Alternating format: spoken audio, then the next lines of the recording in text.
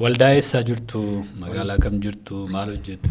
Hojiin kun dadhabsiisaadhaaf ulfaataadha. Yeroo baay'ee balaan garaagaraa hin mudata nama. Balaanis hin mudateen beeku amma kana keessatti. Dhugaasaa dubbachuuf ani waggaa 3 ol mul'ata argee waggaa arfaffaa booddeen dubbanne.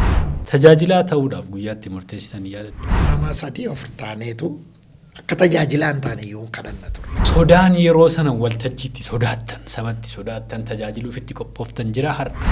Waltajjiimti xixiqqaan jira. Waltajjii sana una yaadda'an.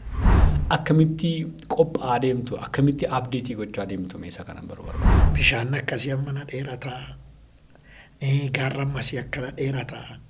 Dubartiin tokko biyya Hindiitti akka goote, Xaaliyaanitti akka goote, biyya maalitti akka goote. Qotee bulaan keenya callee taa'ee kolfa. Waaqayyo lafa kanarratti qalbii diddiirrachiisu, yaada garaa geddarachiisu, gara dhugaatti fiduu barbaade yoo ta'e, utuun eebba lallabuu fedhe hunaan dhufunaaf. Kutaa biyyaa keessa waldaa jirtu tokkoo fi akka amma jenni namoota karaa zuumii isin dhaggeeffatan. Biyya qaroome keessa namoota jiranii fi waan isin kennitan akkamitti tokko ta'uu danda'a. Waaqayyo nama gaa'ilaan milkeessa keessaa tokko tajaajila illee tuun deemu namni na biratti du'eera. Lola gidduu gallee lalicha gidduutti ana bukkeetti xiitiin mataa isaa tarsaasee du'a isa jedhamu nama na biratti du'e oofin jedhe shufeeriidhaan. Silaan duuna dhaabannee immoo duunu oofin jedhe. Iddoo baay'eettis itti nuyi lallabnuufaa lolliin ka'aa tuni tajaajiluufaa jeequmsiin ka'aa. Maal taajjabdume nama akka keessan iddoo baay'ee argirraa waa dhaga'uun gaariidha. Har'a waldaa baay'een maatiin qaban maamila qabu malee.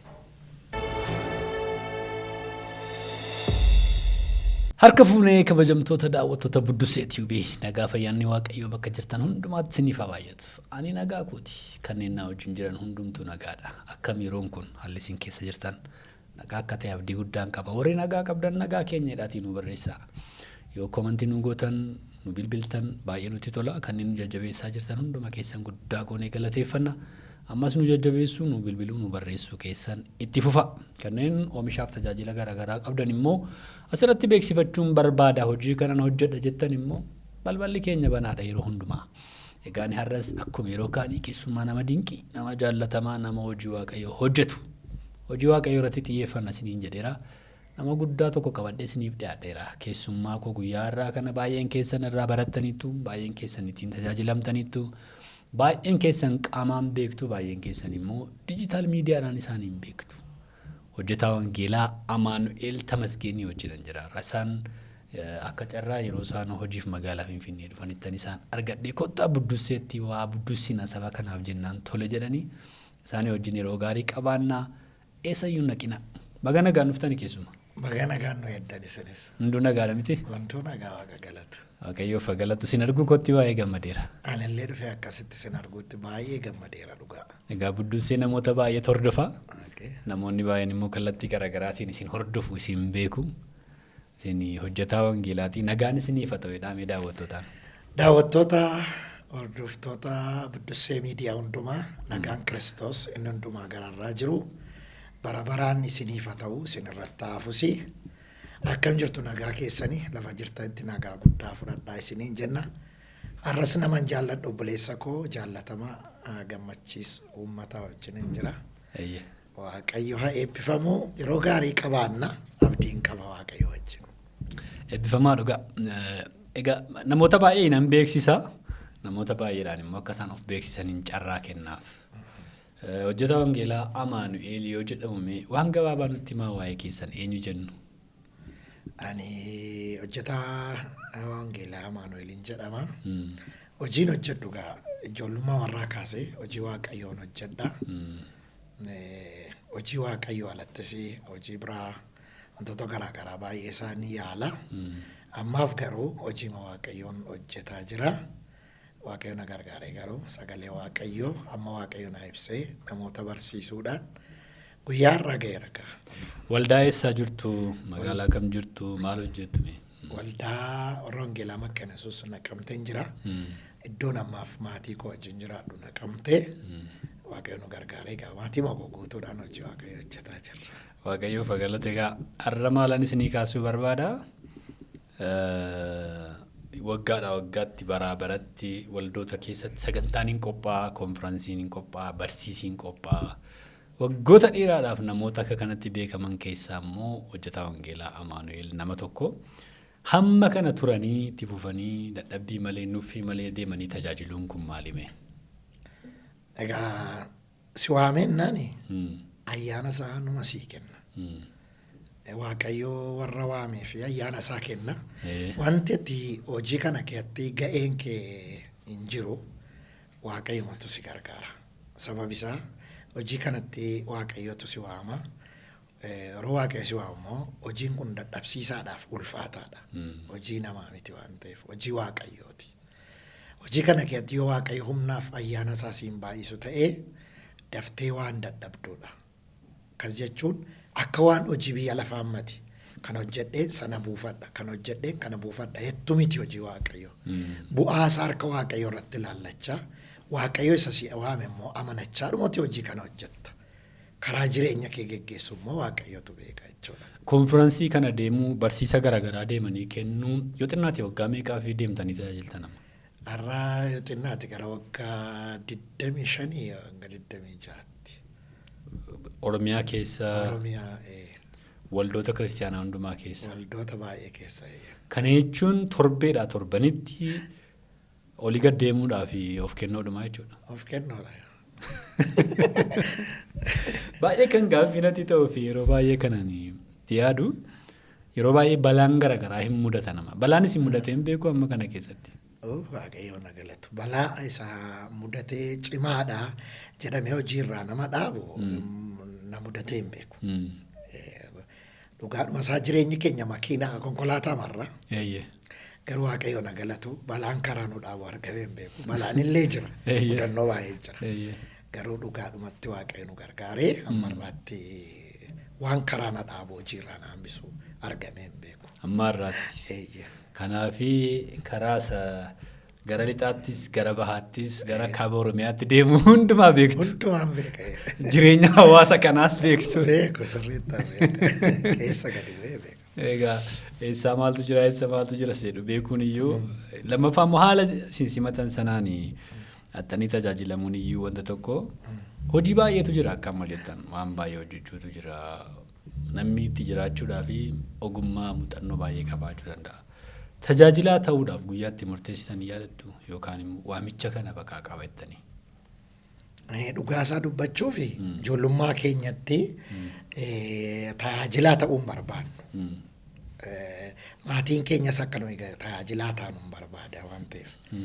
Akka nuyi wayi barannee iddoo guddaa waan biraa irra geenyuu fi wayi daldala kee hojii hojjetaa ta'e tokko taanee of dandeenyuu barbaadu malee tajaajilaa maatiin keenyas ta'uu akka nuyi ta'an barbaadanii nullee dhugaadha fedha kootti tajaajilaa ta'uu barbaadu ture.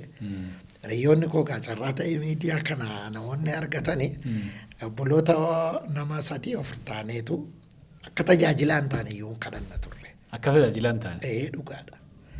Garuu waaqayyo barbaadee nama nutti erge yeroo sanatu nu kadhannu lakki tajaajilaa isa jibbitan hin taatanii ofii kootii ana tajaajilaa taatu jedhee gara tajaajila kanaatti dhufne inni tokko utuma dhiibee harkaa bahuu yaalu ofii isaati amma luba ta'ee jira. Luba ta'e. Inni tokko immoo kutaa 8 utuu baruu nu biraati gara gooftaa deeme. Inni tokko immoo hojii dhuunfaasa hojjeta. Innis amma humna isaatiin jajjabaata gara bishooftuu kana jira. Anis immoo kun tajaajila kana amma waldaa makaana Yesuus keessa jirtu hojjetaa wangeelaati. Namni tokko hojjetaa wangeelaa booddee immoo waamicha addaa qabaate waldaan gara lubummaatti fiddi. Kanaaf itti fufuun dirqama ta'a jechuudha simbiraas. Egaa kun waan hafuuti. Waaqayyo haa jedhu. Ila wanta isin gaafachuu barbaadama baay'ee barsiiftuu barsiisaan beekamtu gatii ta'ee barsiisa yeroo jalqabaa barsiiftan yaadattu waldaa irratti. Yaadadhu dhugaadhumatti dubbachuu fi turee nagaa yeroon isaa waan ta'eef. Sodaasaa qopheessa. Sodaa inni jira.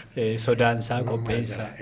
Inni jira manaa jalqabne egaa manaa gubaa'ee mandaraa achumarraa immoo waldaa waaree booddee akka amma si'anaatti waldaa namni salphaatti sitti hin kennu. Akka salphaatti. Hin jiru malee. Mul'ata argitee iyyuu dhugaadhuma isaa dubbachuuf mul'ata argitee ganaa koreen gattaa'ee si ilaalee hangafoonni tajaajiltooti kee gamaggamamtee si kadhatanii si hiikanii kanaa booddee tajaajilaaf baafneerradhanii beeksisu isaantu. Har'aa booddee tajaajiluu danda'edhu malee akkamas mul'ata waan argite kaatee dubbattu miti. Yoo argite iyyuu waggaa 3-4 dhossita. Namoota sirra jiran tajaajilatti bishina qaban isaanitti himta laabjuuna waa arge tuun kadhadhu waan akkasiin argeetteetu isaanitti beeksifta. Isaanii wayi ofirraa ifadhu jedhu fura seexanaa ta'uu danda'a jedhu wayi immoo isaanis si kadhatanii si jajjabeessu malee amma itti ammayyuu mul'ata argite. Dhugaasaa dubbachuuf ani waggaa 3 ol mul'ata arge waggaa 4 booddee dubbadde. Waggaa 4 booddee? Eeyyee dhugaa. Bakka tajaajiltoonni tokko jiru bishaatoodha. Bakka anumas sitti kennedha Waaqayyo mul'ata argitu kana dubbadhu naan jennaan dubbadde waggaa gara waggaa waliin. Ani waanan baruu barbaaduuf gaafachuu barbaadu isiniinarraa wanta keessa kootti itti qophaa'e sodaan yeroo sana waltajjiitti sodaattan sabatti sodaattan tajaajiluuf itti qophooftan jira har'a. Dhugaasaa dubbachuuf inni yeroo sana hin jiru. Waltajjiin garuu waltajjii Waaqayyo si sodaachisa. Yoomillee argama Waaqayyootu jira waan ta'eef. Amma waggaa amma kanaa micoolii faarfadheeraa saafiloota warra jedhaman jechuudha. Achii kaasee dhuman tajaajilaa jira. Stiil dhugaadhumatti iddoo aarsaa baay'een sodaadha. Amma namoonni gaafa iddoo aarsaa iddoo luboonni qulqulleessuuf keesseen sana hin seenu namarraallee. Golgaa sana hin lixu. Iddoo aarsaa dhaabadhee garuu nan tajaajila. Sodaadha garuu sodaa waa lamatu jira. Sodaan tati namummaaf sodaattu jira. Chun reefuchi baata ija namaa sodaatta. Sodaanni kan Waaqayyoo immoo jira. Inni waltajjii Waaqayyoo ulfina Waaqayyoo. Ulfina Waaqayyoo jira. Amma ijoollummaanis jira sodaan namummaa sun jira miti. Sodaatta sodaan ulfina Waaqayyoos jira. Tuma jedhu garuu sodaa inni namummaan sun badaa yeroo deemu sodaa isa kan Waaqayyoo sanatu isteejiitti si dhuunfata jechuudha. Amma kana jechuu barbaade sodaa isa Waaqayyoo sana maaliif namoonni tokko mana Waaqayyoo keessatti yeroo tajaajilaa deemanii waamicha ta'uu dhiiseetu professionii ta'aa deemu. Jedhamti hojiima ogummaa akkuma dooktarii tokko irra deddeebi'ee gaafa hojjetu dhukkubsataa keeziima jiru tiriitii godhaa beeka waan sodaatu hin qabu. Akka gaafa jalqaba dhufee nama gaafachuutti ka'ee nama baqaqsuutti ka'ee hin sodaatu. Irra caalaayyuu baraa deemaa wanticha mala godhata. Akkuma kana miti waltajjii Waaqayyoo kabaja ulfinni isaa inni gaafa sana har'as isin keessa jira jechuu barbaada. Ani na keessa jira. Yoomiyyuu godhu malee dhugaa. Waaqayyoof haa galatu. Egaa waldaota baay'ee tajaajiltu, konfiraansii baay'ee tajaajiltu.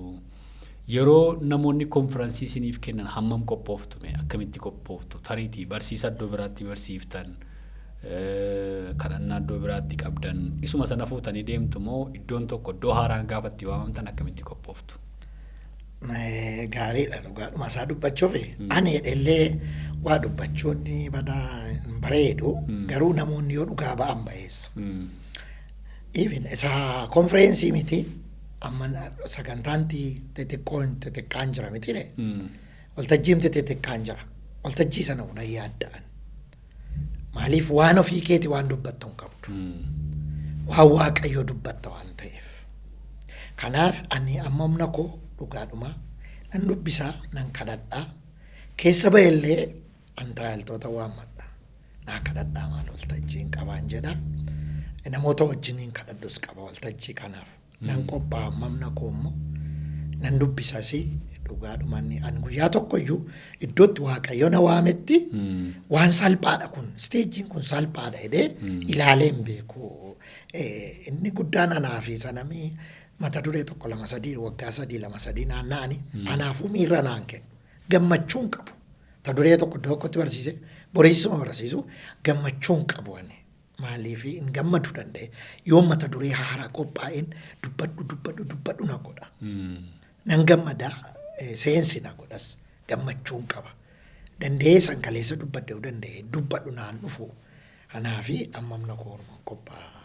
Egaa kabajamtoota daawwattoota keenyaa guyyaa irraa hojjetaa wangeelaa Amaanu'eel Tamasgeenii wajjin yeroo dinqii dabarsaa irra nama baay'een keessan beektan nama jaallatamaa nama dubbii sagalee Waaqayyoo barsiisuudhaan yeroo dheeraa waldaa kiristaanaa biyya kana tajaajilaa jiranidha. Isaanii wajjin yeroo dabarsaa isinitti tolaa jedhamti.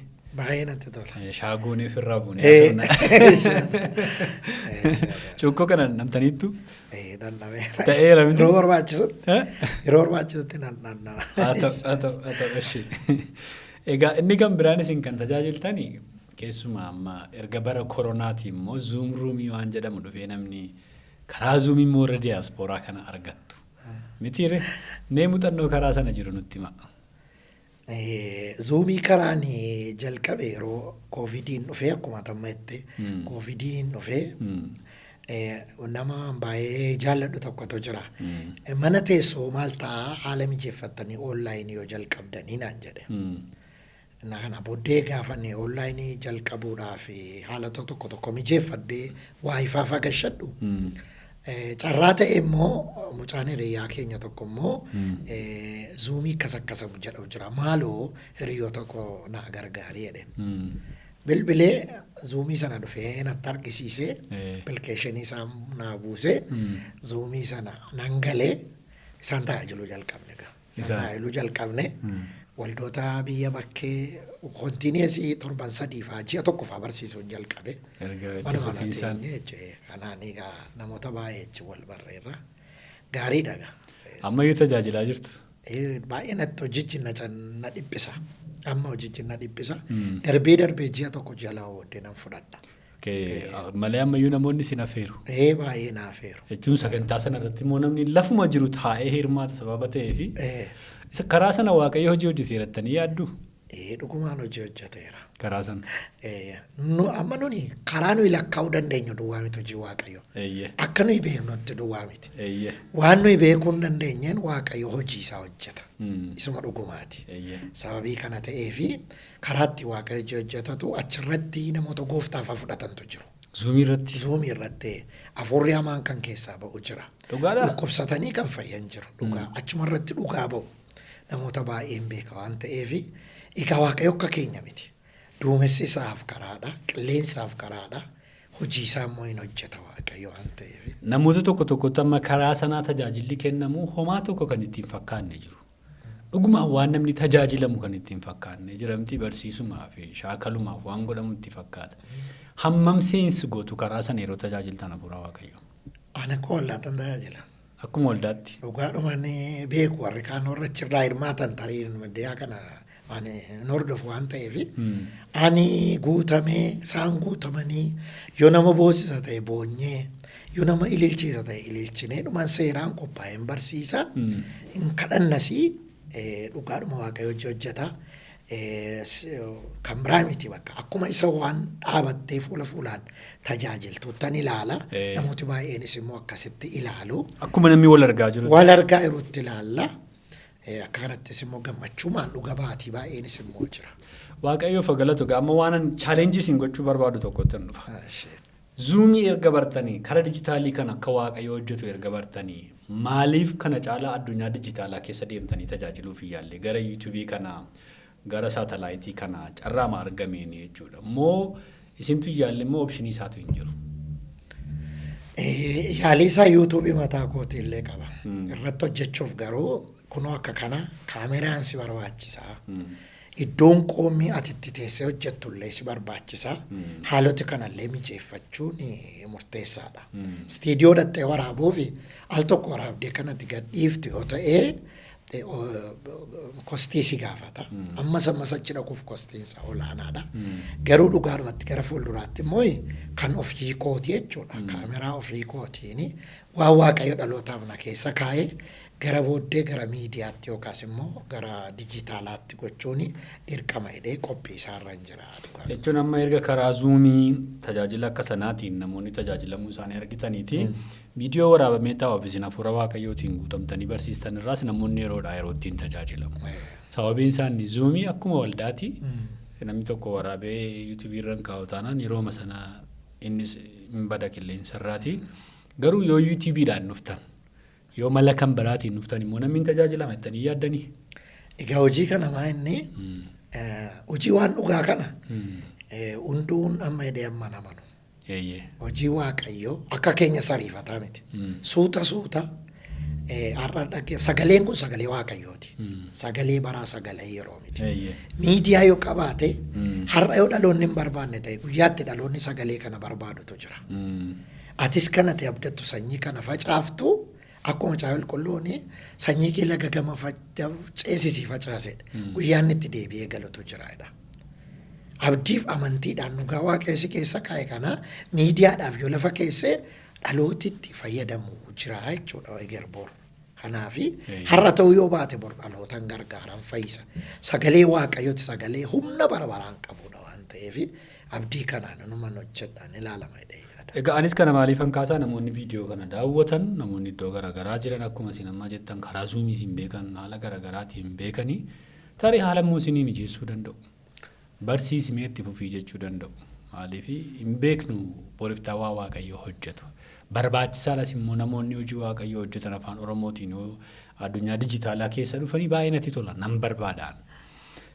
Kanaaf booriftaan akkasiin eegnu adaraan isiniin jedha. Inni kan biraan hojjetaa wangeelaa Amaanu'eel barsiisaan beeku namoonni. Irra caalaa baay'ee barsiisaa jedhu. Barsiisa yeroo duukaa deemamma fakkeenyaaf yeroodhaa yerootti amma waggaa 25 amma tajaajiltan kanatti teknooloojiin isaa geeddaramaa deemaa, malli jireenyaa geeddaramaa deemaa, haalli itti namni barsiisa fudhatu geeddaramaa deemaa. Akkamitti qophaa'aa deemtu, akkamitti abdeetii gochaa deemtu meeshaa kanan baruu barbaada. Egaa inni kun yeroo duuka waaqa afur sagalee waaqayyoo beekaa yeroo hundumaati. Ni beeka jechuudha. Nu durseeyyuu bor waan ta'u beeka. Qophaa'aadha jechuudha. Yeroo isin jedhu akka ofii keetiitti hin dubbistaa, hin kadhattaa. Waan yeroo keessa jiru immoo waan abdeetta immoo waaqayyo gara kee fida. Beeka waaqayyo furri waaqayyoo beeka waan ta'eef gara kee fida. Sababii kana ta'eef sababii waaqayyo gara kee fiduu fi ati qophaa'aa dhuguma hojii kanaaf qophaa'uuf qopheessaa taatennaani isa bara ammaayyuu miti isa bara dhuftuyyuu akkati darbitee haala hubattee irratti hojjettu waaqayyo godha. Kanaaf baay'ee rakkisaan ta'u waaqayyo wajjin jirta taanaan. Waaqayyo garuu hidhata waaqayyo qabaachuu qaba namni kun. Hidhata waaqayyo qabaachuu qaba.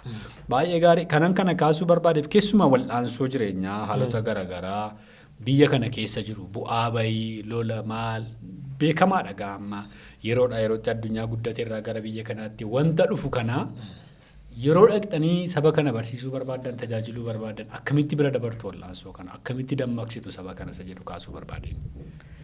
Egaa yeroon kun yeroo keessumaa dhugaa dubbii waaqayyo wajjin walan qabateen barsiisa jetteennani.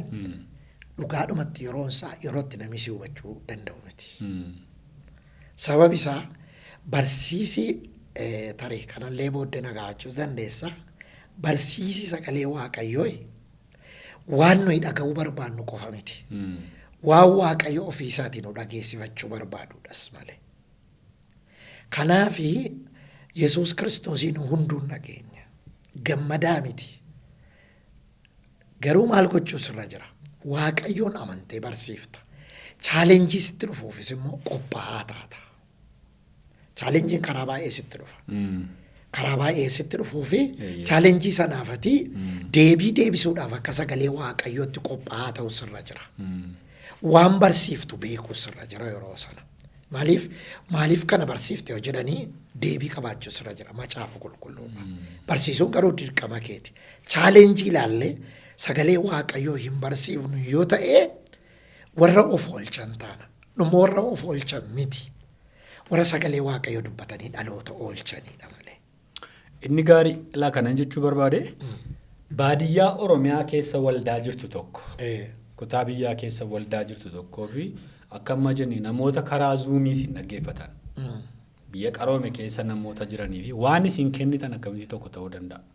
Sadarkaa namichi inni sun itti isin dhaggeeffatuuf inni kun itti isin dhaggeeffatu malli jireenyaa isaayyuu garaagara hammam itti qophooftu isin hammam warra kana garaagara baaftanii jechoota filattanii itti dubbattu isa jedhu baruu barbaade.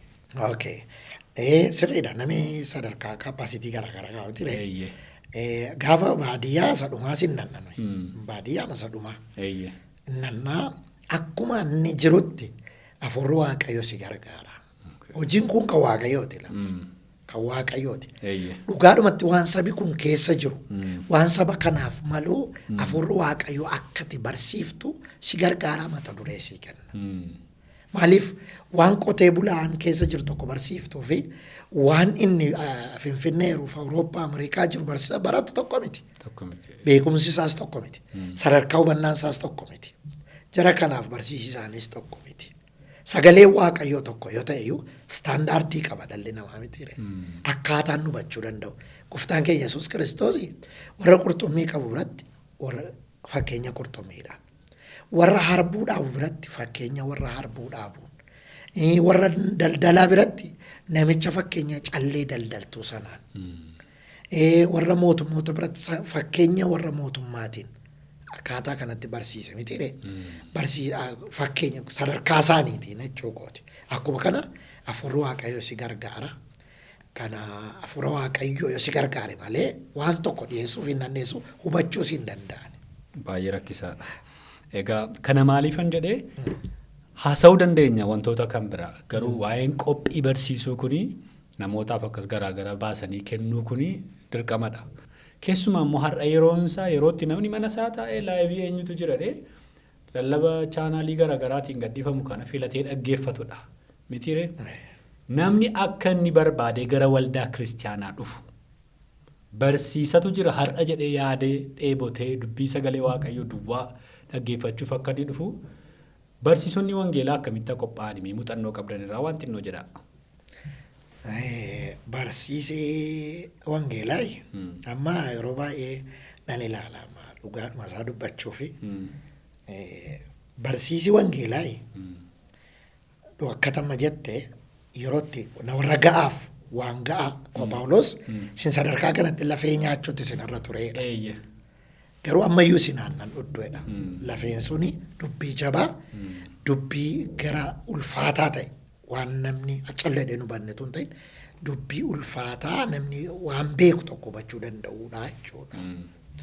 Egaa maanni rakkinni jiru tammas yaa nama labeettaa baay'ee si rakkisa gara kana godhatte. Amma barsiisonni nama jiranii baay'een ulfaata. An nama tokkoofis miti. Amma gaafa barsiisan waan magaalaatti barsiisan baadiyyaatti barsiisu. Bishaan akkasii ammana dheerataa. Gaarran masii akkana dheerataa. Dubartiin tokko biyya Hindiitti akka goote, Xaaliyaanitti akka goote, biyya maalitti akka goote. Qotee bulaan keenya callee taa'ee kolfa. Ani hin beeku waan namirra jiru. Sagalee waaqayyoo barsiifamuu yeroo dhiifame kolfa nami kolfee nami qoosee nami qalladee galuutu jira. Ani kufaatii waldaa kiristaanaatiif inni guddaan har'a nuyi barsiisota lallaboota hojjetoota waaqayyooti. Waaqayyoo irraa fuunee dhugaa namatti himna jedhan bira harka keessaa qabu. Har'a waldaan kiristaanaa kufteetti kana booddee usii kaasuu nan danda'a. Kan kuffise immoo warra kana lallabanidha. Waan ati hin beekne waan ati bira hin jirre kan lallabuun nurra jiru waa'ee mootummaa waaqayyoo, waa'ee dhugaa, waa'ee mana keenya galgalaa, waa'ee fayyina kiristoosiin argannedha. Garuu namoonni waan jookii qaba, waan hin jirre, waan isa bira hin jirre, waan qilleensarraa fuudhanii odeessu. Si'a tokko miidiyaa koo jalatti inni poosti godhasa milkiyaas jedhe. Inni tokko daadhii wayinii akkas ta'e jedhee qilleensarraa fuudhee yoo lallabe sabichaaf isumatu lallabaadha. Waama namni lallabe dhutu siin galu. Garuu dhaamsan naamu yookiin immoo akkuma ofii kooti waaqayyo irraa baretti hammamna kooti namoonni bara keenya keessa utuu gatta'anii waaqayyo maal dubbadhu. Saba kee kana maal barsiisu. Dubbii ta'uu sin barsiisa afaan kee keessas kaa'edha Isaayyaas irratti waan ta'eefi. Dubbii ta'uu waaqayyo na barsiises jedha. Waaqayyo maal barsiisu? Maal dubbadhu saba kana jedhan yoo gaafatanii waaqayyo saba kana waan ati barsiiftu sii kenna. Sagalee isaa sii kenna. Ergama isaa dhatta waan ta'eef hojii isaa dhatta waan ta'eef sinneessu. Garuu rakkoo guddaan namoonni macaafa qulqulluu dhiisaniiru warratti barsiisota hedduu. Kanas si gaddisiisa. Macaafa qulqulluu kutaa tokkotu hin dubbisin mootummaa waaqayyoo guyyaa 3 lallabame tun dhaga'amin yeroo uummati galutu jira.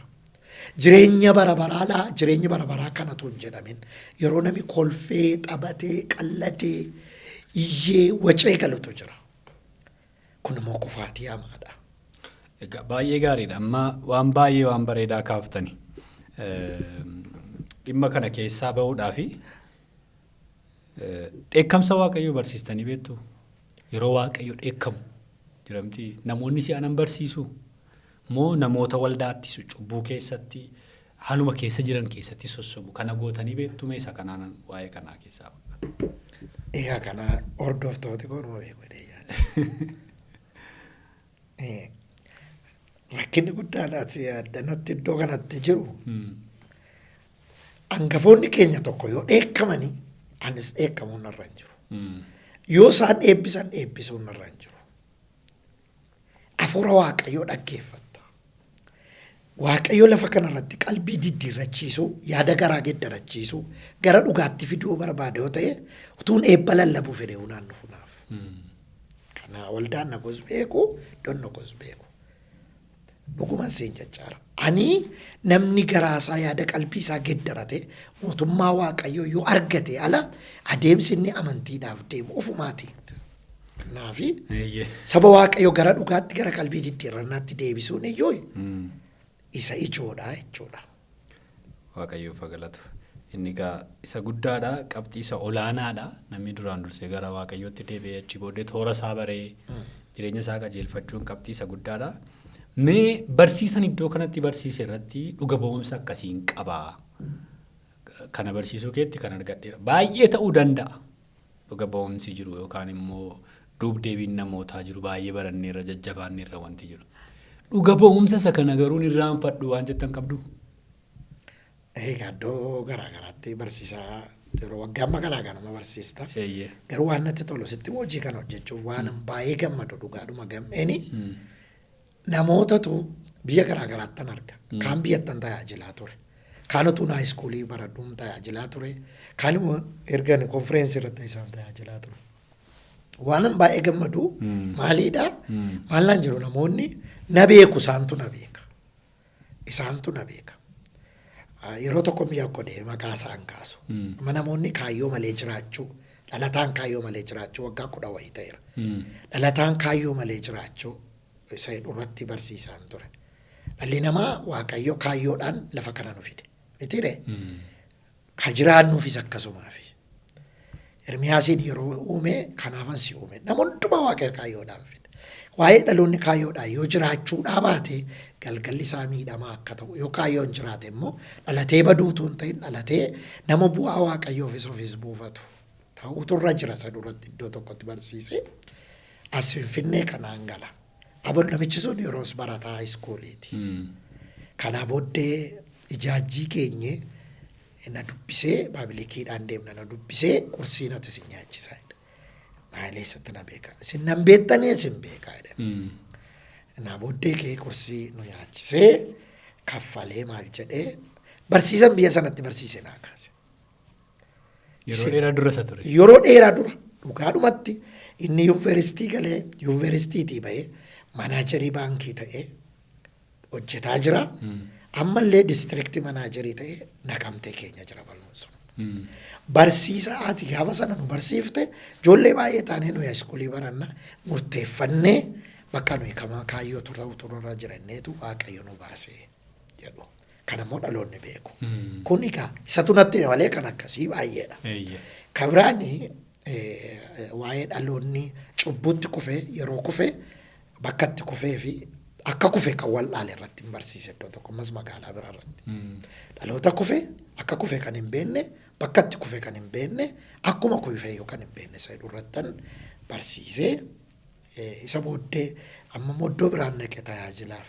Iddoo biraa dhaqee hoteela qabanii jaarsoliin nu bulchaa. Gaafa kanaa booddee gaafa dhufu galgala hoteela sana keessatti suma dhugaa Waaqayyooti. Galgala hoteela sana keessatti bunni qophaa'ee fandishaa garaa garaa godhanii waan bareedaa hojjetanii nu eegan. Kaanii na dubbisan. Haadha manaa wajjin nu eeganii nu dubbisanii waan jedhan si beenna nuuni jedhani. Barsiisa ati gaafa barsiifteen Waaqayyo kufaatii namni hin beekne namni nutti hin himne yaanu kaase. Kufaatii sana keessaa immoo kaanee qalbii keenya diddiirrannee nama taane Waaqayyo harka nu qabee sadarkaa kanarra geenye nuyi hoteela kana gara hoteela kana qabaachuutti dhufne sadarkaa kanatti jedhanii biyyaa deemanii jechuudha waggaa dheeraa fuuldura gaadhu. Innaa waggaa sadii fuuldura immoo kanatu na mudate amma achi keessa turetti siree koo maal kaffalanii isaanumti. Wayyaan koo miicamaa nyaati maaliifi dhaloota akkasii qabna. Dhaloota mootummaa Waaqayyootti dhiyaanneerra jedhanii dhugaa ba'anis jiru. Waaqayyoof galata. Egaa yeroo dhuga ba'umsi akka kanaa dhaggeeffatamu yookaan immoo itti nama fidu Waaqayyo isatti aanuuf jabaadhuudha. Humna dhasmitiire. Ofii keessanii immoo dhuunfaa keessanitti waan Waaqayyo isinii godhetu lakkooftan immoo baay'eedha gara fuulduraatti gara booddeetti dhufna.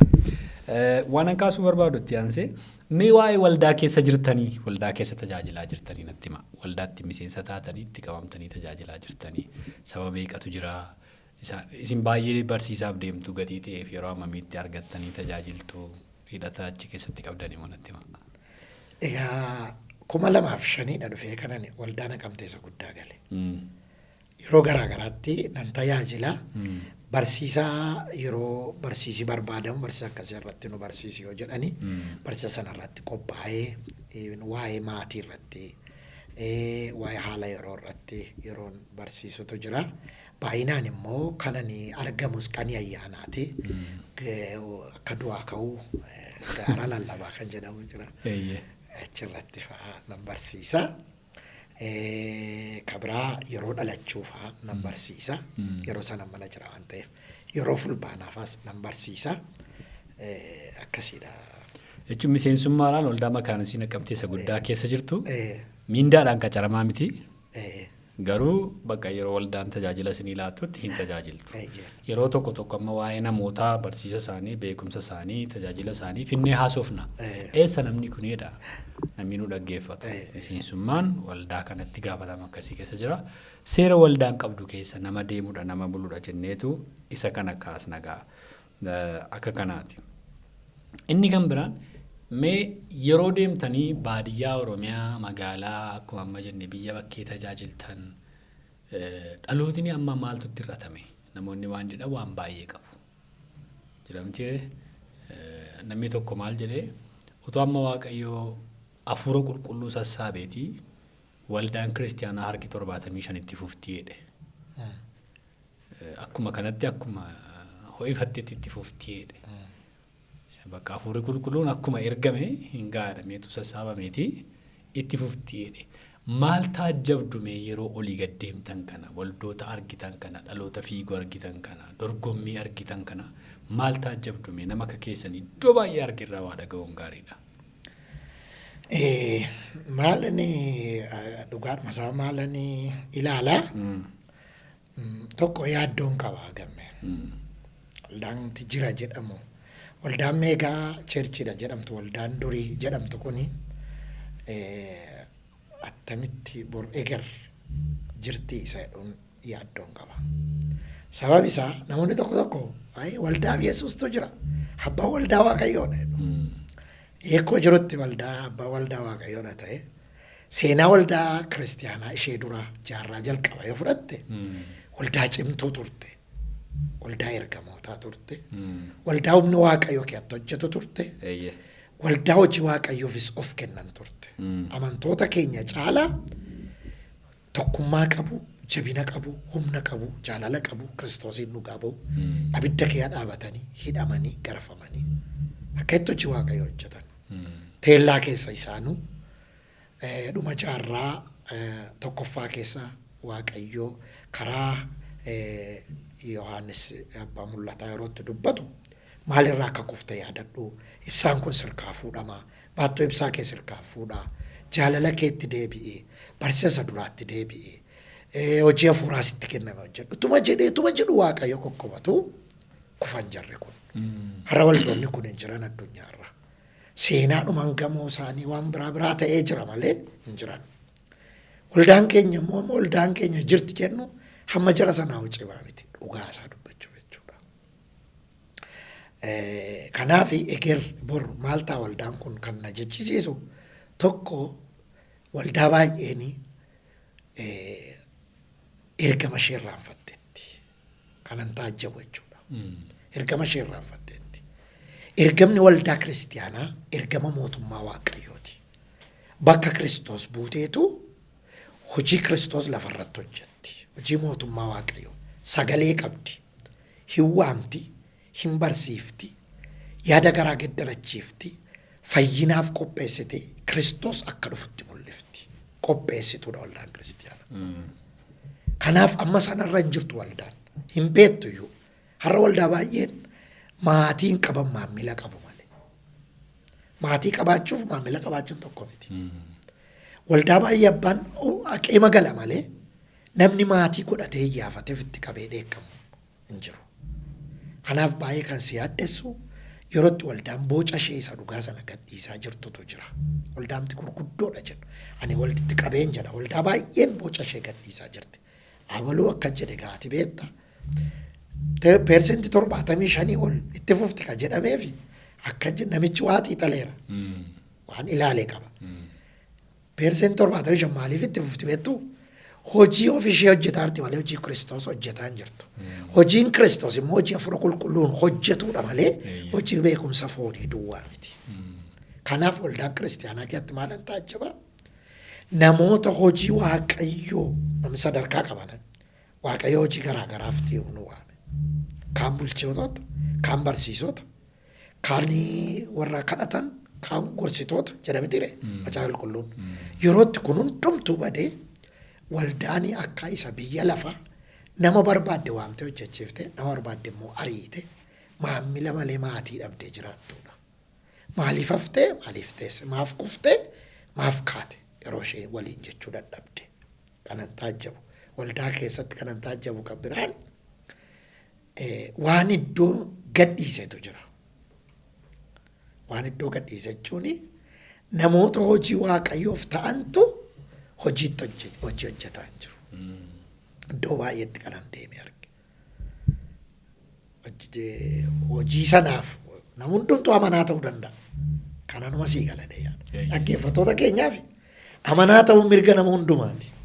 Hojjetaa ta'uun garuu nama waamameeti hojii sanaaf. Warri waamaman hojii isaanii hojjetaa. Hojii sanaaf. Hojiitti waamamte hojjedhedha macaafa qulqullootus. Paawuloosis akkas jedha. Hojii warra kan biraa keessa galuu dhiisiitii hojiitti waamte sana hojjedhedha Timotewoosiin. Har'a garuu kan itti waamame hojii kan biraa hojjeta, kan hin waamne immoo hojii kan biraa hojjeta. Waldaa keessatti jechuudha. Kanan taajjabee gammeeku.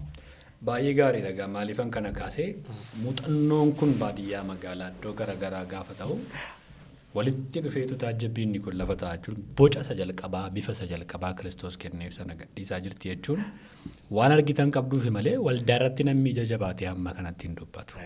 Namoonni waamicha qaban namoota Waaqayyootti gaafatama waldaa keessaa kenneef hojii hojjetaa jiran jechuunis wanta tokko. Egaa inni kan biraan as bukkeetti isin kaastanii barbaadan darbitan ani barbaadu tokko wanti baay'een akkuma biyya lafaa waldaa keessaa ariifataadha. Baay'ee sagantaanis ho'aadha. Keessumaa yeroo konfiraansii dhattanii agartu wantooti ho'aadha. Isa kan yeroo laaltanu jiramtii namootuma sagantaa ho'isantu barbaadama. Namootuma diijitaal miidiyaa kanarratti beekamtu barbaadama. Namoonni dhuguma waamicha harka jiru, barsiisa harka jiru, dibatee harka jiru badaa miti. Isumaayyuu immoo nama haaraa ba'aa jiru fa'aa argaa jirtu. Lallabaa haaraa dhufaa jiru, faarfataa haaraa dhufaa jiru, cabsee ba'aa jiru argaa jirtu. Dhugama dubbachuuf Waaqayyo lafa barbaade nama kaafata. Kaafata. Akka barbaadettis nama kaafata. Kun hojii Waaqayyooti. Nuunis otoo hin yaadin lafa hin beekamne akka hin beekamnetti hojii isaatiif nu dhaabe.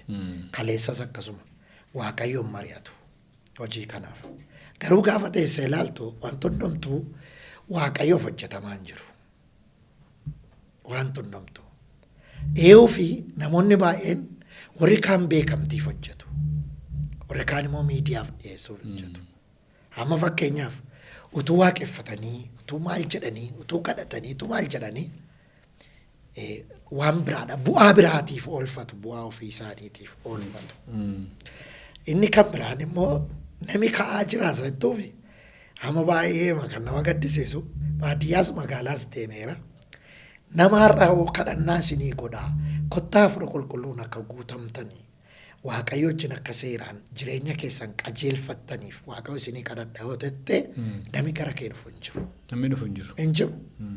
Kottaa makiinaa bitattu, kottaa biyya alaa baatu, kottaa magaalaa akkasitti galtu, kottaa jireenya akkasii badhaadhummaa akkasitti ni ta'a. Yoo xiyyatte garuu didichanii dhufu. Namoonni. Didichanii dhufu. Jireenya la kiristiyaanummaa dhugaanii jireenya ofii waaqayyo duukaa qajeelfachuudha. Malee waan biyya lafaa kanatti hin qajeelfachuu miti. Waan waaqayyo wajjinii toora galfachuudha. Jireenya kee amala kee jireenya kee waaqayyo wajjin toora galfachuudha. Kanaaf namoonni ka'aa jiru seettuudha. Waaqayyo miraakilii godhee kaasuu danda'a. Garuu akka kun abdii maaliifan hin qabu? Mana keenya yoo fudhatte ijoollee xixinnootii kaaftee yoo fudhatte namni hojii waaqayyootiif of kennee ani hojjetaa waaqayyootii ani akkasi jedhuu hin jiru. Yooma ka'aniyyuu ijoolleen waan miidiyaaf ta'u hojjetu. Promooshinii ofii isaanii hojjetu. Malee kan waaqayyoo afeera gammeeko. Egaa namoonni akka keessanii akka deebii kana deebisan hin barbaada. Maaliif deemtanii argitu gadi ta'ee fi namni kuni akkas ta'uu danda'a. Taniin ilaaltu mitiire. Nama kana hafuura waaqayyootu keessa jirtanii adda baastu. Waaqayyo ija keessan baneera barsiisan agartu disiipiliinii namni sun qabu. Wantootuma namni sun godhuun sun har'a hin jiru jechuun booriftaan akkuma amma dura jettaniyyuu waldaa kiristiyaanaaf baay'ee sodaachaadha. Tajaajila tooraa qabdaniin alatti waamicha qabdan torbeedhaan ji'aan deemtanii tajaajiltaniin alatti maal hojjechaa jirtu amma maalitti jirtu wanta addaa namni kanatu beekee isin jettan maaltu jira waa'ee keessa? Ammaafillee egaa wantoota tokko piroosesii irra hin jira. Egaa yoo waaqayyo na milkeesse isa booddeema nanaasaa dhufee haasee bira. Yeroo isaatti baay'ee gaarii. Haa ta'u erga kana jenneeti waa'ee maatii kaasnu isinitti tola. Rakkoon hin jiru. Mee waa'ee maatii keessanii nutti himaa waa'ee ijoollee keessanii ijoollee meeqa qabdu eenyu fa'i isaanii waa'ee jaartii keessanii fa'a. Dhugaadhumatti waaqayyoo nama gaa'ilaan milkeesse keessaa tokko anaadha. Suma dhugumaati. Safuma namni keenya manaa warreebaa karaa harka ol kaatee ol lungataa dabaluu koliin jechaa deema. Waan akkasii hin beeknu. Jaalalaa toora qabeessa ol jaallanna. Dhugaatti wal amanna. Dhugaatti waliif jiraanna. Dhugaatti wajjin jiraanna. Wal dandeenya. Wal baanna. Yeroo siin jedhu yaadaan amalaan. Kanaaf haadha manaa gaarii waaqayyoo naa kennee jira. Egaa namuu beeka. Safaratti nu kabaju namoonni maatii gurguddaa gidduu jirra. Nun isaan gidduutti akka abbootiitti ilaalamna. Isuma dhugaati. Ishees baay'ee jaallatu namoonni. Isheen illee nama ofitti qabdu nama cimtuudha. Anarra isheen jabduudha. Sirra jabduudha jedhu namoonni jechuudha. Egaa karaa kamii akka ganna buusu akkasaa. Waan argan qabu isaa. Waan argan qabu. Dhuguma jaallatu kabaja namaa beetti. Waaqayyoon hin jaallatti. Waaqayyo fulfinan kenniti. Waaqayyo ijoollee dhiiraa lama moonaa kenneera. Kana malees ijoollee baay'een qaba. Ijoollee firaana bira ta'anii baratanii ijoolleedhumaan maatii hedduudhaan taanee jiraanna. Waaqayyoof galatu. Egaa namoonni warri beekan kuni tusin carraatti si wal bartan immoo carraatti tajaajilaan haadha manaa fuudhuuf murteesse baay'ee keessaa filatee kan mutu baranii natti tola. Akkamitti wal bartan isaaniin fuudhuuf akkamitti murteessitani? Xinnoo moo waan siireesii keessaa barna? Dhugaasaa dubbachuuf gammeeni. Ani dhugaadhumatti biyya Itoophiyaa keessatti hafuuf mul'atan qabu. Yooma karaa akkamillee yaale deemuun ture. Kanaaf sanamii dargagguma isaattis fuudhuu maal jedhu yaadaan ture jechuudha. As keessa taa'een fuudha. Xinnoo miila fageeffadhee bani fuudha hidhee yaadaa ture. Kanaaf dhugaadhuma isaasa miidiyaadha kuni. Namoonni miidiyaa fedhanii haasaa miti. Yoonni namoonni nu beeku. Jireenya nu jiraan nu beekama. Afuudhuu barbaadee sin turre amma dhugaadhuma isaa sanamii waldaa dhaqee nama argee bilbila nama harkaa fudhatee deebisee namaa bilbilu an akkasii riyyoonni luboonni achi tajaajilan beeku. Isteejii yaabbadhaan an tajaajilaa dhaqee hin ciisa. Kanarraa kan hafe kaayyoo kootu iddoo biraadha. Egaa inni kun akka tasaa yeroo nama macaa qulqulluun jira. Konfireensii biyya biraatiin qaba tureera yeroo isaa gara 2002 yookiin 3 wayiiti. Konfireensii iddoo biraan jira dhaqaa jira. iddoo sana immoo xinnoo chaalenjii wayii jiraayyuu abaluu acha dhaquuti mana barumsaan irraa baradhula abaluu acha dhaquuti ati immoo achi dhaqe jedhanii gara sana humnaan akka naqu godhan. Gara iddoo isheen jirtu. Gara iddoo isheen jirtu. Tole. Isa booddee achan naqeen. Achan naqee luba Solomoonii fa'ijjiin deemnee faarfataa raafadheera faarfaticha wajjin deemnee gaafa naqu kilinika dhuunfaa wayii gaafa sana hojjette turte annis hin beeku lafa sana dhaqee hin beeku naaf haaradha. Gaafa kana booddee seenaa warra mana kilinika hojjettu dhufanii nu dubbisanii nu simatanii balballi isaa akkas ba'a inni immoo itti qaxxalamee ma jira wal bira maal jetti abbaa manaa kee dhufee dhaqee dubbisee jette. Akkasumatti. Ani lafachaaf haaraadha namoota hundumaaf haaraadha isaanis walumatti qoosan malee haaraadha waan ta'eef gaafa isheen as baatu garuu nanna'e baay'eedha. Nanna'e waan ta'e tokko dhageetti wayii natti dhaga'ame maa inni gaa lafti sun biyyaa gooftaa qaba miti baay'inaan biyyaa amantiin biraa keessatti baay'atudha. Maal immoo dhagaa ture dura achi xunqaayii baay'ee maaloo baay'ee jiran. Tarii tajaajila kana kan sagantaa kana seeraan hin xumurree fi karuma ishee kanaan natti hojjechuu barbaadanii ofirraa ifadhe isa booddee arguun barbaanne ishee buna nu danfisanii nyaanne waldaa dhannee iddoon sun baay'ee mijataa miti waan ta'eef gara baadiyyaatti xiqqoo siqa magaalaa dhagaruu. Innaa ani immoo yeroo tajaajila jalqabu nyaata baay'ee leellisu waan ta'eef namoonni nyaata nyaatu mana barsiisaa baay'ee dinqiidha garuu nyaata nyaatu jedhu. Naan isheen xinnoo nama sodaattu isheen immoo. Inni warra sitti dhalateef iyyuu addanni nyaati mijatu waan ta'eef barsiisa kee jaallataniiru yeroo biraa jechuudha. Nyaata immoo nyaadhu jetteen isheedhee waanuma nyaadhu waan akkas akkasiifaa jira jedheen waan salphaatti madde rakkoon qabudhanii nu hojjetanii wal barree normaalii wal biraa deemne isa booddee wal baruu. Achumaan jalqabee jira. Ajaa'iba inni karaan isaa fagoodha.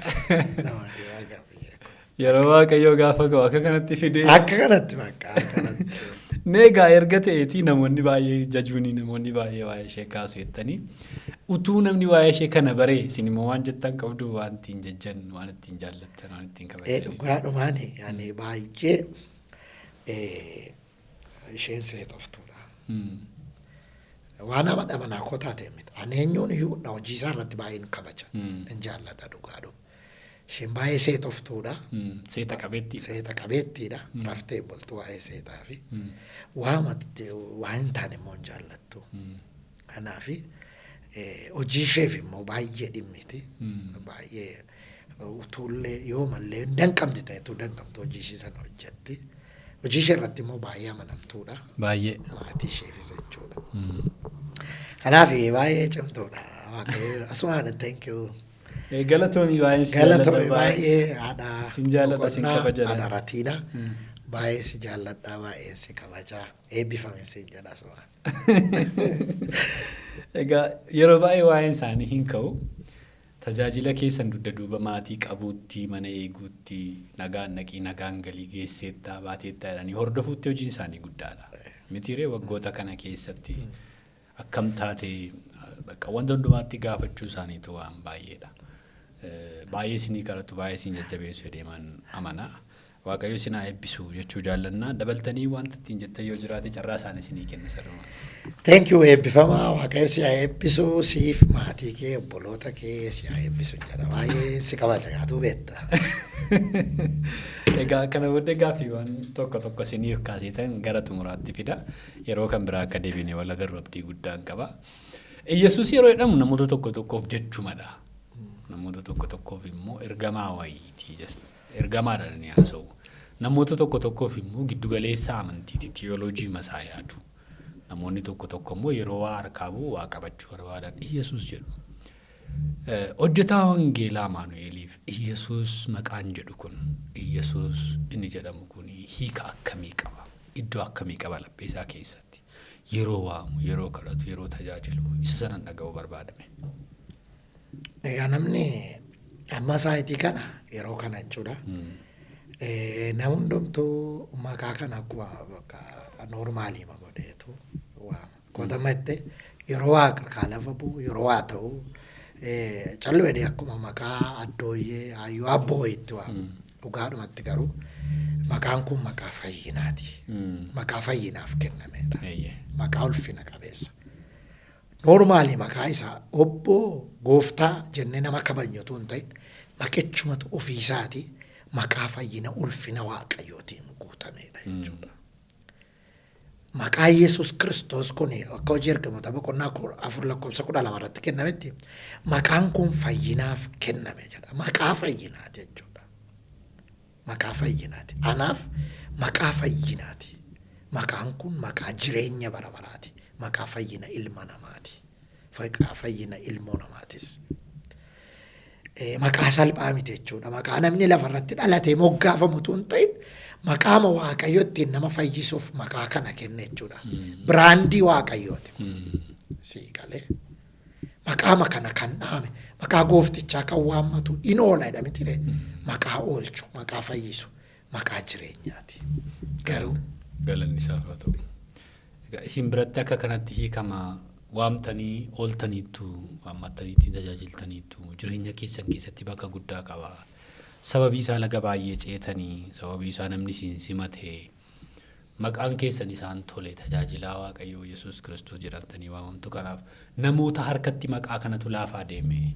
Namoota harkatti amma waa'ee keessan haasofni, waa'ee jireenya keessanii haasofni, waa'ee gaa'ela mana keessanii haasofni. Isa kana maqaan dhufnu taanaan hiikan qabu addanatti. Kanaaf ani itti dabalee kaase. Jireenya koo keessatti guyyaa kana nirraanfadhu nan yaadadha. Guyyaa kana waan jettan qabdu waan yaadatta waan addaa. Egaa waan nirraanfadhu jedhu lagaa nuyi kan keenya bu'aa baay'eetti baay'ata. Guyyaadhaa guyyaatti jireenya nuyi jiraannu jireenya yaadannooti amma ammaatti. Sabab isaa daandii ofii filanne irra deemnatu hin ta'in daandii waaqayyoo nuuf filerra waan deemnuuf. Daandii waaqayyoo gaafa hundumaa daandii filannoo yaadannoodha. Waan si mudatutu jira. Waan darbitu qabda. Gaafa hundumaa karaa wal qixxee irra deemne guyyaa nun itti yaadannoo dhabnu hin jiru. Siigalee. Nami hayiwee wal qixxee tokko irra deemu tokko waan arguu maallee hin qabu. Waa hin arguu salphaadha. Mijataadha wal qixxaataadha. Garuu yeroo hundumaa nuyi daandii Kiristoos lafa waaqayyootti nu erga irra deemnu waan ta'eef laftichi immoo lola qaba. Tajaajilaan tokko gaafa deemu akkuma daldalaa tokko noormaalii gabaa dhaqee deebi'uu miti. Lola dhaqa, duula dhaqa. Kan akka inni lola sana dhandhee fi isa ittisan immoo jira. Danqamatu jira. Kan isa lolantu jira. Kanaaf gaafa hundumaa karaan keenya karaa yaadannooti. Guyyoota sana keessa guyyoota silayyuu haasaa ollee kadhannaa xumurre guyyaa tokko tajaajila futuu deemnu bishaan farda wayiidhaan adeemna gaangee jechuukooti. Fardi naannoo keenya jiru as gara Shaambuttis na mudateera kun. Tureera yeroon isaa bara 95dha. Tu deemaa jirru gara baadiyyaatti gaangoon nu fudhatu. Mana barumsaatii baane galgala. Isaan karaa nooraal miillaa ce'u. Isa tokkoof gaangoo fidanii, anaafillee gaangoo fidanii, antiqqaadha yeroo waan ta'eef gaangattiidhaan deemna. Isa booddeetu deemnu maaltu ta'a? Dukkanaa'eera isaa galchaa dukkana deemsee. Lafti nurra jiru qooraan gaara iddoo jedhamutu jira gaara Yambaldoo jedhamu. Achi bokkaan roobee lola galaana guddaa dhufa. Isa booddee inni gaangoon isa nama na wajjiniin naqu cimaadha. Kat godhee maca'e. Hankoo akkasuma galuu anis xinnoodha ijoolleedha gaangoo xiqqaadha nu fudhatee keessa sokke. Isaan achirra nooraarra dhaabatanii gannu ilaalu karaa horii hin ce'u. Ol deebisi gaangootti ol deebisi jedhuun. Isaan tuman xeeba ishee harkisuu bishaaniin jiidhee citee anaaf koorichaani akkuma inni harkisutti galaanarratti hafne gaangoo fudhatee karaa biraa ba'e. Gaangoo fudhatee sokkee. Isaan ol harkisi ammoo ol harkiseen sokkeera gaangoo fudhatee gaafa jedhu iniyyan. Warri isaan waga shugguca fudhatanii maal fudhatanii nutti dirmatanii anaa fuudhee maasii boqqolloo keessa dhaqee na buuse. Caammaa koo tokko narraa fudhate. Hammarra isa kolfaan oolee namoota gaafasii wal argine kolfine waan kana. Innaa caammaa ishee inni tokko narraa fudhateera. Ani immoo ishee tokkoon baadhadhee deema. Dukkan halkan. Amma sammuu kootti si'a nagaa yaadu. Caammaa sana galaanni fidamoo. Sanyii caammaa sanaan bitadha hoo. Yaadannoon akkas akkasii jira. Gaafa takka deeme manatti dhiyaanneennu akka isheen gateen sokkee carraa ta'e mana jaarsolii bulta yeroosi. Mucaan haayiskuulii baratu jira. Sharaa wayii ergifadhee ittiin tajaajilee gabaa sanbadduree iddoo jedhamtu jirti dhaqanii siliipparii wayii ishee barabaasii wayii naa bitanii ishee kaadheen gara nachootti galee ajaa'iba gaanni kaan itti fufu. Waan baay'eedha. Ibin tajaajila leetu hin deemu. Namni na biratti du'eera. Karaa si'a lamaan sadan tokko na mudateera. Jechuun nama konkolaataa keessa jirutu moo nama si wajjin? Xiqqoo lola gidduu gallee lalicha gidduutti ana bukkeetti xiitiin mataa isaa tarsaasee iddoon baay'ee waan namaa kennu darbe. Ulfaata gammeen du'a baay'ee kennu darbe. Kanaaf nama gara sanaatti dhufuu barbaade mudannoo addaa oolchuu waaqayyo akkasiin kaaftan maaliifan barbaada sila waranuu hin jenne tarii hin beeknu nama waaqayyo kaasu. Namni haala sodaate akka booddeetti hin deebinne tajaajila kan akka hin dhiifne keessa dabarsee waaqayyo isin jiraachisuunsa sababa tokko gaangee fudhatee deemee isin iddoo biraatti darbachuunsa darbitee jiraatta darbitee hojjettaadha. Mee wanta addaa du'a kana keessaa nagasheera waaqayyo jettan du'a akkasiitti naa qaqqabeera waaqayyo tajaajilaaf dhaqee kun na mudatee na gargaareera waaqayyo waan isin jettan maaltu jira mudannoon? Egaa dhugaasaa dubbachuuf karaan keenya akkuma jedhee bu'aa baay'ee hammarraatti jechuudha. Garuu iddootti waaqayyoon nu gargaariin tokko illee hin jiru. Nuyi lafa namni hin dhandhe faadhanna dhugaasaa sitti muuf. Lafa mataa altonni hin dhandhe of jaja miti waaqayyoota argaa namoonnis kana nu beeku. Lafatti maal hojii dhattan maal hojii dhuftan jennee gaafatamnu illee jirra. Iddoo akkasii kana maaliif dhuftan? Kun koo riskeeriyaadha. Siniif gaarii miti iddoo jedhamu. Iddoo du'a baay'ee hammaatu keessa dhalnee nu baana maaliif tariyoon kaasakatti gaarii miti malee yeroo tokko karaachi cufaadha nama beekamaa biyya kana keenyaatu du'ee jira soo biyya Itoophiyaa jechuudha. Sabii kana ta'eef dhorkaadha yeroos konkolaataan hin deemu dhorkameera waan ta'eef karaarra hin deemu.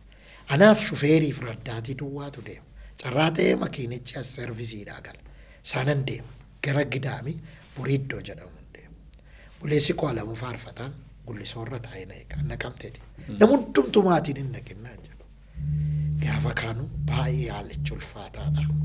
Stiil maatii kootti illee deemne biraatti illee deemne bakka iddoo du'a jedhamu kee darbe iddoo tajaajila sanaa kee du'a isa jedhamu nama na biratti du'e oofin jedhe shufeeriidhaan silaan duuna dhaabannee immoo hin duunu oofin jedhe shufeerii sana illee erga gahaa sanaan argine. Ofi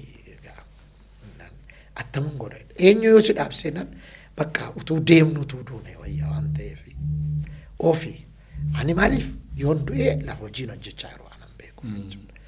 Innaa garuu waaqayyoo balaa dhukaasa hedduu kee hambisee gara iddoo hojii sanaa dhandhe iddoo baay'eettis itti nuyi lallabnuufaa lolliin ka'aa tuni tajaajiluufaa jeequmsiin ka'aa. Sana baay'ee keeyyaanu hambise kana jedhee miidiyaa irratti haasa'uun gaarii waan hin taaneef waan baay'eedha. Noormaali lafatti nagaatte waan ajaa'ibsiisaan sitte. Garuu tokkos nan haasa'a. Gaaf tokkos immoo haasa'uun hin danda'ama. Tarii immoo seenaa jireenya keessanii kitaabaan yoo barreessan waaqayyo jedhe waan baay'ee kaasuu dandeessu. Carraan sunis hin uumama. Tole hojjetaa wangeelaa Amaanu'eel namadha. Akkuma amma jedhaa olii waan baay'ee keessa nama darbe hin aara. Gaafa aaru maal godhame? Gaafa aaru callisuun filadha. Callisuu? Calluma jechuun filadha. Dubbachuuf illee hin barbaadu. Gaafa aartu? Dubbadhu. Waan an aare sana iddoo sana fagaachuun barbaada. Waa balleessuurra aaree iddoo sana deemuun irra jira. Iddoo sana? Tole hojjetaa wangeelaa Amaanu'eel gaabbii qaba waan itti gaabbu tuun kana godheera ta'e tuun kana jedheera ta'e iddoon kana tuun hin goone dhanne kana jenne ta'e waan jedhu qaba gaabbii. Dhugaan isaa waanan godhu ammam na koo iddoon na gus waanan godhus madaalee ilaaleen godha. Kanaaf baay'ee isaa waan na gaabbisiisu hin godhan. Waan na gabbisiisu hin godhu. Har'umallee jechuudha. Fakkeenyaaf na waamte miti hasufuu koo dura baay'ee tilmaameera ilaaleera yoon naqee maalan godha akkam boriin gaabbinette jechuudha. Kanaafi waan keessa banaatillee waan xixinnoo miti kaa waan ati miidiyaatti haasoftu waan maayinarii ta'e waan elementarii ta'e otoo hin ta'in ishee akkas akkasii waan gaabbii xixinnoo hollaa otoo hin ta'in waan keessa baacaa fi miidiyaatti haasoftu waan gaabbuu hin godhu kanaaf jechuudha. Gaariidha amma maaliifan kana gaafadhaa namoonni hin gaabbu yoo ta'e jiramtirii namni tokko akkasuma jedhe yeroo aartu maal gootan narra fayyade. Ribu manatti bu'aa bakka dhaqeen gadhiisa ribanna qabata narrafa gaafan ka'urraan badheeraa dhiiseen deemaa nan callisaan immoo deebii tokko tarii yeroo yoo achi turtan yoo dubbatta waan biraa balleessuu dandeessu waan eenyummaa keessanii hojii waliin dhufne waan hojjetaa wangeelaa irraa eegamne gochuu dandeessu callisuuf baqachuun waan bishaataa tokko kanaaf gaabbiin namni tokko akkasumaan jedhe nama tokkotti an dheekkamee namichatti dheekkamuun koo sirrii ture garuu namoota gidduuttan itti dheekkameedhe. Dheekkamsa koo sanaan namni sun baay'ee cabeedhe baay'ee miidhameedhe. Har'a gaafa yaadu nan gaabbaa'eedhe. Jechuun namichi cabuu isaati. Cabuu nama sanaatiin dheekkamuun isaa sirrii ture namni sun fudhateera gorsa sana garuu namoota gidduutti namoota baay'ee gidduutti sagalee koo ol kaasee dheekkamee gatii ta'e har'a taa'ee nan gaabbaa'eedhe. Kanaaf wanta namni itti gaabbu hin dhibu. Isa kaan haasa'urra immoo waan kanas kaasuu wayyaa laata inni yeroo si jedhu amma fakkeenyaaf waan hojjettu tokko amma waaqayyo si gargaaretti madaaltee hojjetta. Fakkeenyaaf inni bishina tokko. Fakkeenyaaf waan kee ba'ee lamaffaas immoo waan gootu iddoo bakka gochuu malee sirra jira malee waan keessa ba'ee anammoo hojiin duukaa namoota duukaa dadhabe qaba. Duukaa dadhabee duukaa kadhadhee gorsee manatti cufee mana kee oolchee taa'iltootuma duukaa dhama'ee duukaa dadhabee jira hin gaabbu kana gochuu hamma naa danda'ameen ga'ee koo ba'e. Inni waan tokko egaa jireenyuma keessa wanta jiru kaasnaa tajaajiltoota irraa immoo namni waa baree deeman muuxannoo keessan irraa kaasaa jira. Jireenya koo keessatti kana bagan godhee baguman ejjennoo kana fudhadhe bagan murtoo kana fudhadhe amma akkasa sila jettanii jechuudha hojii waaqayyoo hojjechuudhaaf bagan riiskii kana fudhadhe biyya kanatti karaan itti ba'u baay'eetu ture garuu bagan hafee bagan tajaajilaa ta'e ta'uu danda'a bagan murtoo kana murteesse haadha manaan fuudhee ture bagan ishee fuudhee ta'uu danda'a bagan godhe waan isin jettan maaltu jira jireenya keessan keessatti. Bagan godhe kanan jedhu yoo jiraate tajaajilli jira. An hojiin kosuma waan ta'eef sun dubbattan hin eegamne. Waanan godhee namoonni tokko tokko firooma baafachuuf hojii kana keessatti caalanii argamuuf namatti mi'aawuuf waan garaa namaa dubbatanii har'allee sadarkaa garaa garaa jiru. Waa sadarkaa garaa garaa. Ani immoo yeroo sana dhaabadhee dhugaa Kiristoos lallabee moggaatti ba'ee hammallee akkanitti jiru anaaf waaqayyoo walumaa wajjin jirra. Bagan akka warra kanaan ta'e nattaafu waanan jedhu bagan dhugaa sana lallabe bagan didee waanan jedhu baay'een qaba. Kanaaf bagaan jira. Jira. Haras jiraachuu qaba. Jira. Isa cimaan qaba malee. Inni kan kitaaba ta'uu qaba. Baay'ee gaariidha. Gara dhumaatti fideeraanii utuun dhimma kanarratti dhiifama gaafadhee jiramti dogoggora iddoo akkasitti dogoggore balleessaa akkas balleessee namni nama ta'ettiin dogoggora tajaajila bara hamma kanaa keessatti nagaadhuma shadiiduman deeme jechuun hin ulfaata. Utuun dhiifama gaafadhee waan jettan qabdu. Egaa ati nama taatee amma jiraattutti waan ati qajeelummaaf hojjette kaan immoo akka itti si hubachuu dhiisuu danda'a. Ati immoo nama guutuu miti. Fakkeenyaaf ana jechuu kooti. An nama guutuu miti. Waanan karaa kana hojjedhee karaan hojjedhe sun immoo namootaaf gufuu fakkaatee gufachiisee yeroo ta'e fuula waaqayyootti yoomiyyuu dhiifaman jedhan. Dhiifama. Baay'ee ulfaadha. Egaa ani gara dhumaatti fideera. Tajaajila irra baatan amarraatti hiriyummaan haa ta'u, gorsuun haa ta'u, kadhannaan haa ta'u, namoota galateeffachuu barbaadan. Waan garaagaraatiin thank you namoota ittiin jechuu barbaadan, waaqayyoon isa ta'u namoota galateeffachuu barbaadan galateeffadhaa. Isa kana malee immoo dhimma kanatuun kaasee mata duree kanarratti tuun dubbadhe yaada kanan qaba, ergaa kanan qaba waan jettan hoo jiraates akkasiin dabarfattanii carraa isinii kenna. Tole egaa ani suma dhugaati yeroo nas dhufee haasaa kanatti na gaafattadhes waan tokko laalaa ture reedii ta'e waa'ee tajaajilaa fi waa'ee waldaa kiristiyaanaa har'aa na gaafattadhee yaadee ture. Kanatuun dubbadheen barbaada miidiyaa yoo sicha argadhe. Sababii tarii nama oolchinu qabna isa jedhudha. Waan ofii koo caalaa waan sanatuun dubbadhee natti tola. Amma saayitii kana namoonni hedduun baay'een namootaa amma gara komii waaqayyoo keessa galee jira. Waaqayyoon komata dhimma tajaajilaa irratti. Dhimmi namoonni waaqayyoon komataa jiraniif immoo waan waaqayyoo hin jedhin namaan jechuu keenyaadha. Waaqayyoof nama walitti bu'a karaa biraa jechuudha. Amma namoota muufatu argita. Amantoota muufatu argita. Gaafa isaan natti matan akka namaatti amolaa kana taane kana nuun jedhame akkas godhame akkasitti akkas taanedhanii dhimma gaa'ila isaanii diigamsa gaa'ila isaanii kufaatii dinagdee isaanii wal dhabdee maatiif ollaa gidduu gaafa isaan kaasanii kanuma toltanii waaqayyo wajjiniin adeemtanii wal daadhattanii waaqayyo bara baraan isinaa eebbisuun jedhan namootaan jechuudha. Asumarraallee miidiyaa kanarratti warri dhaggeeffattanii jabaattanii dogoggora keenya bira darbitanii waan waaqayyo isiniin hin jedhin nu isiniin jennee dogoggora baay'ee tu qabnu waaqayyotti haftanii gara waaqayyotti haftanii harka keessa waaqayyotti kennattanii hammarraa waaqayyo duukaa deemu keessaniif amantoonni biyya alaaf keessa jirtan hundumtu waaqayyo dabalee ayyaana kana isinaa eebbisu sin jedhan karaa kanaan galateeffachuu barbaada. Waa'ee dhimma tajaajiltootaa irratti baay'ee waanan kanuma tuqee darba.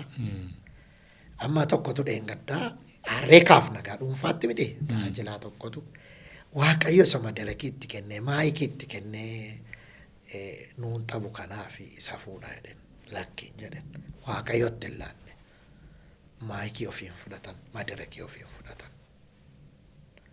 Waaqayyo irratti kenne koo hin fuudhu jechaa fuudha warri waaqayyotti kenne iyyuu. Maayikii warqatti kenne kan waaqayyoo dubbatu waan waaqayyoo haasa'u waan waaqayyoo dhugaa ba'u waan waaqayyoo jaallatu gara waaqayyoo goru warri waaqayyotti kenne. Kanaaf adaraa keessan namoonni akka koosteejii waaqayyoo qabattanii waaqayyoo dirree isinii kenne dhaamsan isinii dhaamu jaallatamummaan hin hafa harka nuu rukutuu hin hafa nu jaallachuun maqaama soon nu waamuun oolmaa nuu ooluun badhaasa nu badhaasuun gaarii gochuun nu namoota hin hafa. Akka nama waaqayyoo tokkotti taaltonni ana fakkaattanii dirree waaqayyoo irra jirtan waan isin gootan waan waaqayyoo namatti hima. Gara waaqayyoo goraa dubbadhaa jedheen dhaamsa dabarsa. Utuu kana faarratti baay'ee haasa'es natti tola yeroo biraatti deebina. Rakkoon tokko hin jiru amma gita sana maaliifan naquun barbaanne yaada kennuun hin danda'ama. Waan baay'ee dubbachuun hin danda'ama. Yeroo har'aa kana garuu inni eenyudha kan akkas nutti dubbatu maal jechuudha jedhee namni yaada baay'ee kaasa. Kutaa isa kanarratti yoo wal barree namoonni isa kana yoo jedhan namoonni isin beekan amma kana isin hin beekani fagootti ta'uu danda'a dhiyeenyatti ta'uu danda'a. Yeroo itti aanu buruqsinee sababoota isaa kaasnee tajaajilaa kan biraa dabalannee dogoggora jiru tokko lama sadii jennee kan miidiyaa irratti beekamu kan warri inni gararaan inni gajjallaan inni guddaan inni xinnaan dogoggore hundumaa kan sabi beeku kan waldaan kiristaanaatti boqoshee cabsite baay'eetu jira. Garayyuun qabu lakkaameeyyuun numu rakkina saba kana bira jirutu jira. Hunduma isaa kaafnee haasa'uu dandeenya. Waaqayyo guyyaa kan biraa waltajjii kan biraa nuuf kenna. Ani kanuman jedha wanti hafe hin jiru taanaan waaqayyo isin haa eebbisu dhufuu keessanii fi carraan isin argadhe kanatti as dhuftanii muuxannoo keessan nu qooduu keessaniif maqaa daawwattoota Buddusee TVtiin guddaa godheen isin galateeffadha. Thank you. Alillee isin galatoomfadha. Waaqayyo si haa eebbisu. jabaadhu hordoftooti keenyas eebbifamaa waan gaarii ulaa kanaan wal arganneerra. Kanaa booddee immoo barsiisi garaagaraa gaaffii garaagaraa yoo qabdanii Buddusee yuutuubii irra koomenti gochuu dandeessu. Nummoo amma Waaqayyo nu gargaare karaa Waaqayyoo deebii laachuu dandeenya. Gooftaan koo sinaa eebbisa. Sinan jaalladha. Eebbifama. Egaan kabajamtoota daawwattoota keenya Waaqayyo nu gargaaree guyyaa irraa hojjetaa wangeelaa Amaanu'eelii wajjin yeroo dinqii dabarsinee nama barsiisa dinqiidhaan isin tajaajilu, nama sagalee Waaqayyootiin isin tajaajilu, nama ergaa Waaqayyootiin isin tajaajilu. Muuxannoo bu'aa bayii waggoota kana hundumaa keessatti qabu hamma xinnoo tokkorraa buddusinee isiniif dhiyeessine malee baay'eedha, bal'aadha.